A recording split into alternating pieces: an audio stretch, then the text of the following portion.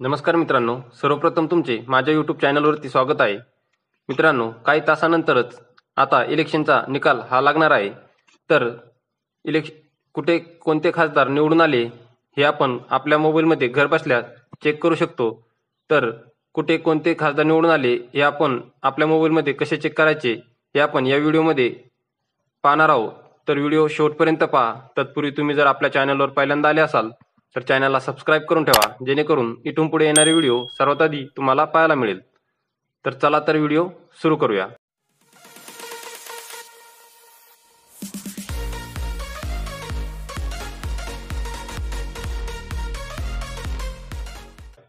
मित्रांनो, सर्वप्रथम तुमच्या मोबाईलमधील प्ले स्टोअर ओपन करा आणि सर्च बारमध्ये वोटर हेल्पलाईन असे सर्च करा. वोटर हेल्पलाईन सर्च केल्यानंतर जो तुम्हाला हा लोगो दिसत आहे, हा लोगो असणाराच ॲप तुम्हाला इन्स्टॉल करून घ्यायचा आहे. दुसरा कुठलाही ॲप इन्स्टॉल न करता हा ॲप इन्स्टॉल करा आणि इन्स्टॉल करून ओपन करा.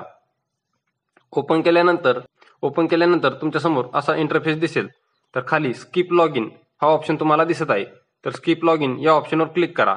स्किप लॉग इन या ऑप्शनवर क्लिक केल्यानंतर तुमच्यासमोर असे भरपूर ऑप्शन दिसेल. तर तुम्हाला दुसरा कुठेही क्लिक न करता इलेक्शन रिझल्ट या ऑप्शनवर क्लिक करायचं आहे. या ऑप्शनवर क्लिक केल्यानंतर परत जनरल इलेक्शन टू असेंब्ली कन्सेंटन्स या 2 नंबरच्या ऑप्शनवर क्लिक करायचं आहे. यावरती क्लिक केल्यानंतर इथे तुम्हाला आपले स्टेट निवडून घ्यायचे आहे. आता इथे सध्या तरी अरुणाचल प्रदेशचा आपण निकाल बघू शकतो.